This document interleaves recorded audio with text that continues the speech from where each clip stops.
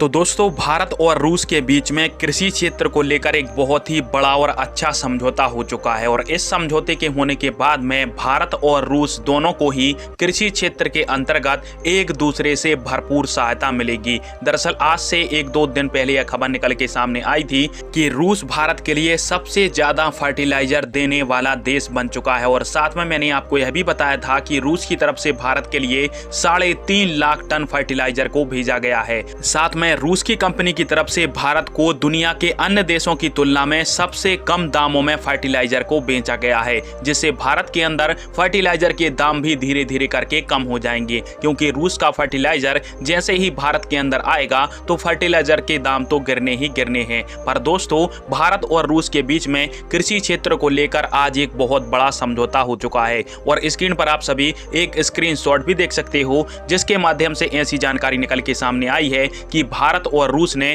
कृषि क्षेत्र के अंतर्गत एक एमओयू पर हस्ताक्षर कर लिए हैं और इस एमओयू के तहत भारत के वैज्ञानिकों ने एक ऐसा बायो कैप्सूल बनाया है जो कि कृषि उत्पादों के लिए जैविक खाद का उपयोग करता है। अब आप सभी तो जानते हो कि दुनिया भर के अंदर जैविक खेती को कितना ज्यादा बढ़ावा मिल रहा है और दुनिया का हर एक देश जैविक खेती को ज्यादा से ज्यादा अपना रहा है ताकि केमिकल मुक्त खेती की जा सके। और इसी क्षेत्र के अंतर्गत भारत के वैज्ञानिकों ने इस बायो कैप्सूल का निर्माण किया था जो कि जैविक खाद की तरह फसलों के लिए काम करता है और इससे फसलों के अंदर जो हम केमिकल फर्टिलाइजर या फिर खाद का उपयोग करते हैं वो काफी हद तक कम हो जाएगा। और इसी कैप्सूल को रूस ने हमसे मांगा था, जिसको लेकर भारत की जो कृषि अनुसंधान परिषद है और रूस की एक कंपनी जिसका नाम है लेस्टोरा LLC, इन दोनों के ही बीच में एक एमओयू साइन हुआ है, जिसके तहत भारत के वैज्ञानिकों द्वारा बनाया गया बायो कैप्सूल अब रूस के अंदर जाकर रूस की खेती में उपयोग किया जाएगा। इसके अलावा भारत को कृषि संबंधी जो भी उत्पाद या खाद वगैरह रूस से चाहिए होंगे, रूस हमें समय पर